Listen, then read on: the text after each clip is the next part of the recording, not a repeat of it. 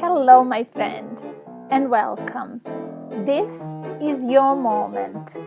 I'm Katarina Miletic, and you are listening to the podcast that will challenge you to think with your soul and believe that your only power is inside you. In case you haven't noticed, we have started already. So this is very different, you see, because I wanted to be informal. In conversations like this, I have noticed that sometimes even on first meeting with someone, if we are open, if there is openness of heart, there is this greater understanding.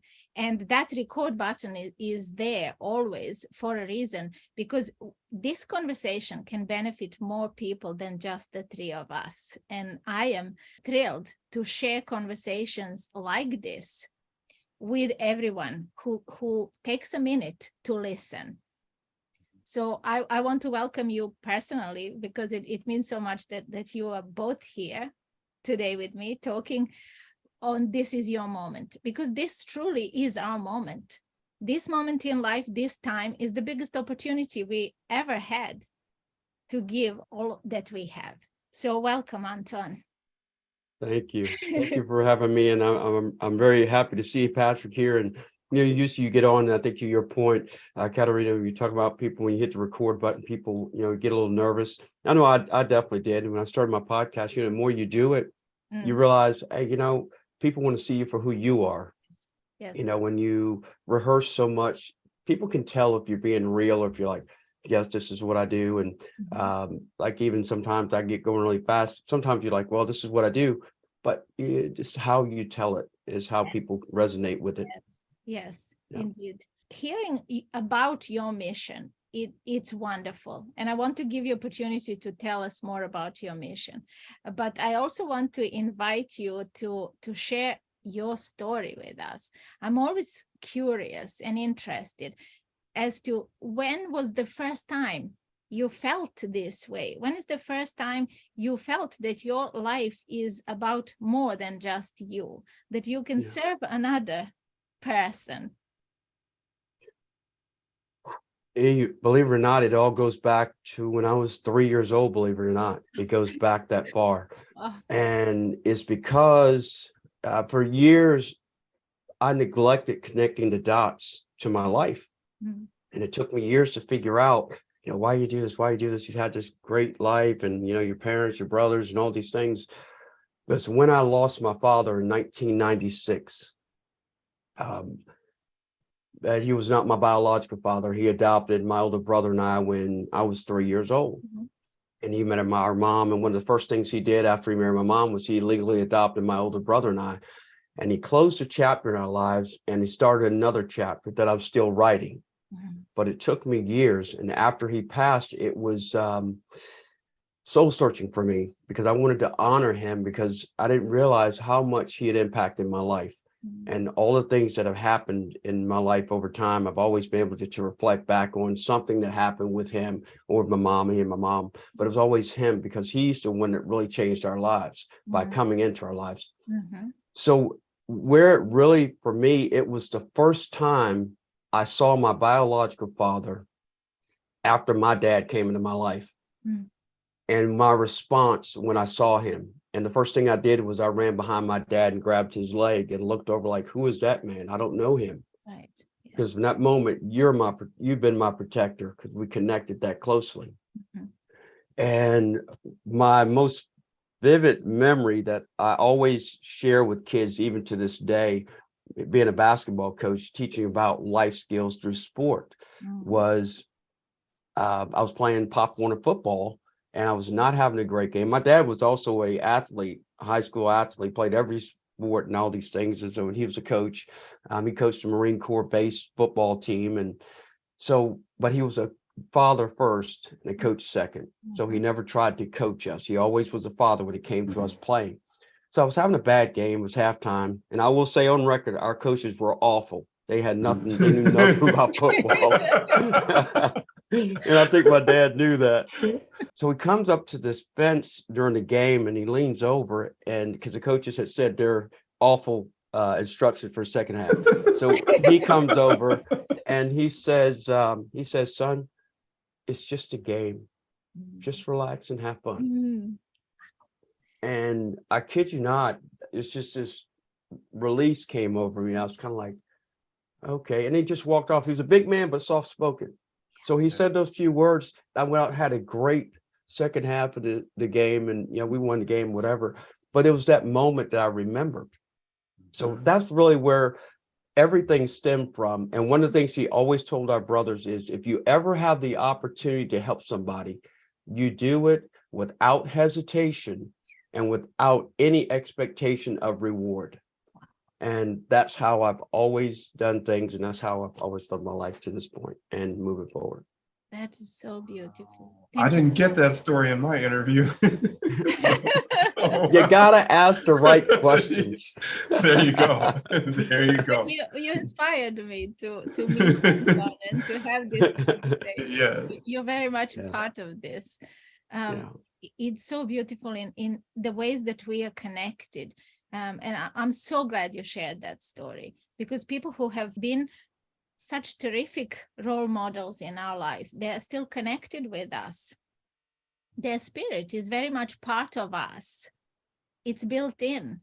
We never act in isolation. We are never without them. I can really carry on. I love that I asked that question, and I love hearing the story behind the story, because your mission is beautiful, but it isn't disconnected with who you are, with who you truly are. You're so aligned with your truth that it puts people at ease and it attracts people to you. And I'm so grateful that you get to work with our children, that you get to work with the biggest treasure that we have. Patrick, in what way is this inspiring? You can always enter the conversation and just ask your questions. I know they're bubbling there. Yes, I have a question. But as far as how it inspires me, you asked him how this all began for him, and he took it back to 3 years old. Yes. So, wow, what a way to look over your life and then see those dots and then connect them and then arrive at where you are now. And that's sort of my question. And so you took the moment to reflect on your life and you realized how big an impact your father was. How did that then move you to do what you're doing now? Y'all must have been practicing, because that's a great segue question, because I was going to go to that next anyway. Yeah. Good. You guys are good. Yeah. Great question. One of the things before I answer that, if I could, Katarina, your last comment just remind me. So as I'm sitting here talking to you, I look over my monitor and I have framed in front of me one of my father's uniforms and his 8x10 picture. And on top of the frame are a stack of letters that he hand wrote me over the years when he was overseas. So I always have those to go back and remember the relationship and how special the relationship was. And my dad used to write 2-3 pages, and he had 3 boys and a wife, and he always asked, how's your mother? You taking care of your mother? And I mean, that's the kind of man he was. And so I just wanted to kind of share that. But it does tie into your question, Patrick. And when I mentioned earlier about when my father passed, I was challenging myself. This is a man that literally changed my life. And I want to make sure that I honor him for the rest of my life and not just remember him. Oh, I miss him and things of that nature. So when I said I have a nonprofit organization, JLT Fieldhouse, it's named in his honor. It's Joe Louis Thompson Fieldhouse. But ironically, I did something totally out of character during that process. And that was, I went out and got a tattoo. My father's initials, his birth date and the when he passed. And I went and showed my mom, and she was, because I'm the one that's the conservative one. I'm always the one that just does the right thing. Yeah. But when she saw it, she knew exactly what I had been going through and why I did it. And her reaction was, I was surprised at first, but she's like, yeah, I could see you doing that for the sole purpose of, I wanted to carry him with me all the time, not just in my heart, but always as a reminder. And then when people ask me, it's a great conversation piece, because it gives me another opportunity to talk about how important he was to me. So that's what led to me starting JLT Fieldhouse. And it's another way every day that I go to work, I'm reminded and I'm representing him and what he taught myself, and I'm sharing that with the next generation of kids. And that's about being true to who you are, putting forth your best foot every day, and trying and working to be a leader, not a follower, and to make your own path and not let other people determine your path in life. And because that's what my father did. And he was never one, and my mom too. I mentioned a lot about him, but they were great together just as well they were independently. He always said, be who you are, work for what you want. You'll always be rewarded for what you deserve. If you don't, then that's your point that you need to move on to something else. But always make sure you know your worth and go for what you deserve. Yeah. How much is a role model worth in our life? And to consciously choose to be one for so many. It's so remarkable. I want to remind you that this is a conversation. So if you ever feel a question coming, don't hold back. It's unusual, this platform, but we want it to be as natural as it can be, because only showing up authentically as ourselves, we have a chance of opening up other people's hearts and entering there. And we want to move people, we want to inspire people into action. So I'm not much into challenging. I was inspired in my life into action, much like you. I think we need to check our family tree. We may be related. You and I. Wow. Yeah, You never I was know, thinking right? that both of you have remarkable experiences with your fathers. Oh my goodness. There is some. What was yours, Katarina, with your father? Well, we will have a chance to talk about it a bit more in detail, because Yes, you got to hear that. Yeah, my story directly relates with my dad. Well, you know, Same you're going to be on thing. my podcast, so we can talk Yes. about that then, right? I think we have a date. Yes, yes. Let me know when you're having that one, because that's a great story. Definitely, Yeah, definitely. for sure. Thank you for that, Antwaun. That's a gift. But I didn't do this. Absolutely. May I ask my next question for you, Mr. Antwaun? Yes, please, please. Please tell us about the JLT Fieldhouse and what you do there, what the mission is. Yes, our mission is coaching and mentoring the leaders of tomorrow. And we do this through the sport of basketball by teaching life skills through the sport of basketball. Because we all know that everything that happens in sports carries over to life. We talk about communication, responsibility, accountability, setting goals, time management, relationships, all those things tie over. And we do it in one-on-one sessions, group clinics. We have summer camps, the summer league, and we also have special events from time to time, but we're a year-round organization. We are in a small community. And one of the things that we find is everybody believes that nonprofits are always so great what you do, but I'm here to tell you, as the executive founder and executive director, there is unfortunately a lot of, and I'll just say it, pacifiers that support nonprofits. And we need more people to really support nonprofits. And we're talking about our people taking care of us in the next generation, the people that I'm working with and the people that, Patrick, you have in Rimpage. These are young people that are going to be taking care of us when they get older. Yes. Not enough people are putting forth the time, effort, or energy to support the next generation leaders. If there's some frustration that I have in it, that would be it. But I want to digress from your question. But this is one of the reasons that I pushed so hard with it. And we've been in existence for 8 years. This is our 8th year. And I'm really excited about the fact that we're starting to get back on our feet, because the pandemic shut down our nonprofit for 11 straight months. We couldn't do anything at all. So yes, it did hurt us, because we were at the point we had almost 200 kids in our year-round program. And now we're just really getting back to some sense of normalcy. But that is the goal and mission of JLT Fieldhouse. And we work with kids as young as kindergarten and as old as 12th grade, boys and girls, because the basketball knows no gender. So we teach the game, and a lot of our programming are co-ed. Because we don't, in certain areas we do, but most of it's co-ed. And Patrick had the pleasure of meeting several of the kids a couple of weeks ago. Yeah. Yep. So fantastic to hear about your mission. And what I love about you is that you're so multifaceted, and you're not holding back on exploring every single avenue in which you can contribute. So you not only work with children and have this nonprofit, you also write and you have podcasts. You're bringing this message in a big way into the world. You're not holding back. now, having realized what your message is, you're not holding back at delivering that. So I'm curious about writing part. How does that feel? Where do you have time? Where do you fit it? Because we find excuses readily available in life, but when we are on a mission, there is this, as if there is extra time.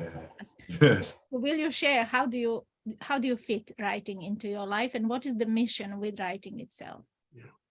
That's a great question, Katarina. And to be honest with you, it came about because of the pandemic.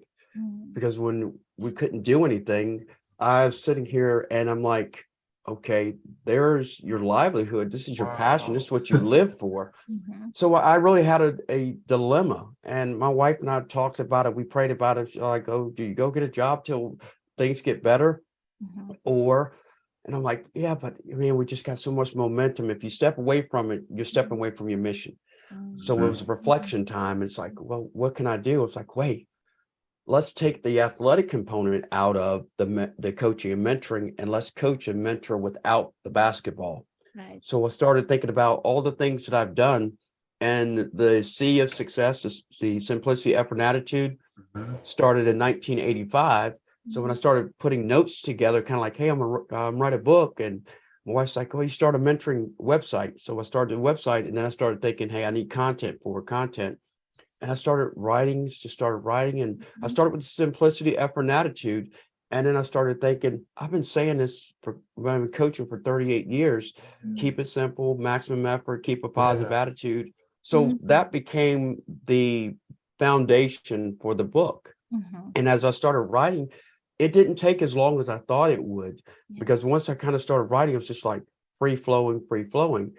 And then it became a family project, which made it even more fun and actually inspired me to finish it sooner rather than later. And I'd love to share how this book became a family project.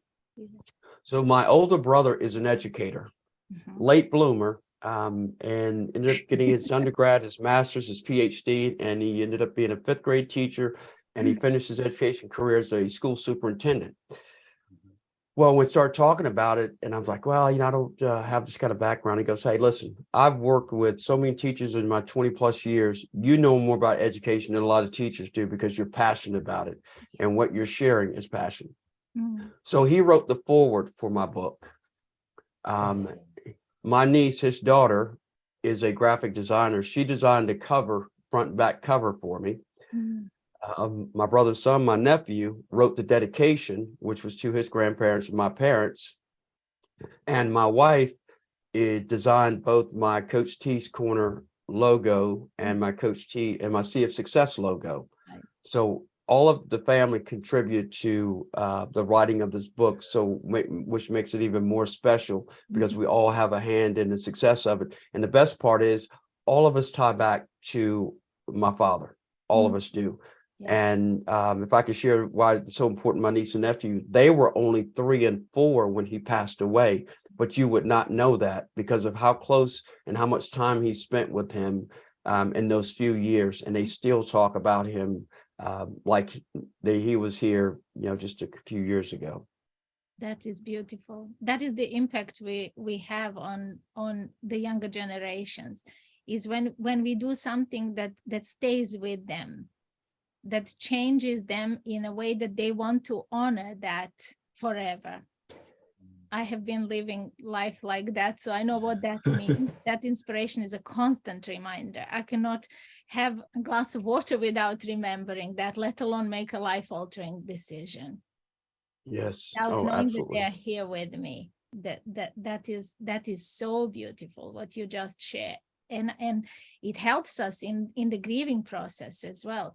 People cling to the wrong things when our loved ones pass. They don't allow them to rest in peace, and they don't allow ourselves to incorporate the biggest lessons and gifts from that relationship and to carry it into the next dimension. They sort of stop there at that point, and get stuck in that they're missing from here now, Right. They That was focus a great on the point. wrong thing, right? No, that's a great point. Yeah, that's a standalone conversation by itself, just that connection with the people who have passed on. I have a feeling we need to talk more. Yes. Yeah. This is For sure. unearthing all sorts of goodness. Yes. I absolutely love conversations like these. I live for conversations like these. You mentioned your wife. She seems like a great inspiration. Do you work together with her? Does she come on your interviews? In what way? We are like polar opposites. Ooh. I am the mouth of the relationship. She is a Southern belle, quiet. But you talk about a lady, a woman that people say when you find the right person. We've this year will be our 19th wedding anniversary. We've been together for 22 years this year, but I never planned to get married. And I'm gonna tell you a funny story about that. You appreciate this. I made a bet with my cousin years ago, and I said I'm never getting married, and he said you'll be married by the time you're 40. I said no, I'm not. I said I will not get married. I got married at 39 and 8 months. Oh, wow. You lost the bet. I lost the bet by 4 months. Did the two of them know each other? Did they have that? No, they still don't. You know why? He still hasn't got this money. Oh. What was the amount? What was the amount? No, you bet? $500. $500. You bet $500. $500. But it was worth losing that bet, right? Oh, wow. Absolutely. And I would still pay. If he came today, I'd pay it today. But I just wanted to share that. But no, because you never know, love finds you, you don't find it. So that's what happened. And, I think I mentioned before, when you find the right person, she stood by me through the highs and lows, and specifically like when this last little bit, what do you do? What do you do? And she said, whatever you want to do. So to ask if we work together, she is my webmaster for both the nonprofit JLT Fieldhouse and for Coach T's Corner, my other website. If I ever need things, she makes sure everything gets done. And so I feel bad sometimes. She goes, no, whatever you need, just let me know. And I try to do as much as I can, but she's always like, just let me do it. And, I learned 4 things in 19 years. You're right. I'm wrong. I'm sorry. I love you. I remember those 4 things, and I'm good. That's why we're so happy. So it works. It works. My nephew, I just want to make sure you asked about JLT Fieldhouse. Prior to him graduating college, my nephew comes back. He played college basketball. So he's still to this day the director of operations for JLT Fieldhouse. He comes back every year and helps with our summer program. He told my brother once, he goes, when I get married, I want to have a relationship like Uncle Twan and Aunt Ashley, because he comes to visits a lot and he sees how we interact. And I mean, it's he knows it's genuine. We don't put on airs, and we treat him just like he's the son we never had. And so that's the kind of relationship we have. So that's, to me, that's one of the best compliments you can get when you have, family that recognizes how special your relationship is. Yes, it's when they see it and feel it. That's so right. Good. Most people who have been guests on This Is Your Moment have a positive outlook on life. I find that is a crucial component, that people who have positive outlook on life don't have easier life. They still are challenged, but because of their positive attitude, those challenges are viewed upon as blessings, and they are somehow easier to navigate. I'm not saying it's easy, because I know in what ways I have been challenged in my life. Certainly those experiences have not been easy, but because of the positive outlook, I have always found my footing sooner rather than later, and didn't allow that to sort of drag me down and go below the surface. I kept on swimming on. So what does positive outlook mean to you? And what is the message around that you can give those that you inspire? Positive outlook, it goes, really, to be honest with you, Katarina, it starts with the word attitude. I mean, I think everything that I talk about and everything that I teach encompasses the word attitude, because it is the foundation for that positivity. And because we all go through highs and lows, we all go through struggles. It's how we face those struggles. How do we lay a plan of overcoming the challenges? And the only way to overcome any challenge is to have a positive outlook on it. If you go, well, I can't get through this, I can't get through that. This question comes at a perfect time. We had a basketball game last night. It was supposed to be against the best team in the conference. And it really had the kids really keyed up for it. We didn't win, got beat pretty good, but the kids were so upbeat and going through it. And the whole game, just coaching them up. And I could tell that they felt like they had let me down. I could tell. Sometimes you can tell when you work with kids, you can tell when they're upset with themselves or when they're upset because they feel like they let you down. And that's how they felt. And the game was about an hour away.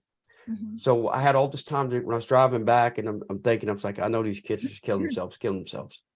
So I got home, got settled, and I'm like, I can't let them go the whole weekend and beat themselves up, because here we're talking about positivity, right? Because they're going to beat themselves up. These are 7th and 8th grade boys. You're talking about 13 and 14-year-olds. So they're already, every time they don't have successes, they're always second guessing themselves right away. Right. So we have an app that we communicate on, so a team snap. So I sent a message to them last night about 10 o'clock. Acknowledge it was a tough loss, because you got to face the challenges, the failures as well as the successes. But then I went on to share with them, life's always going to throw you curveballs.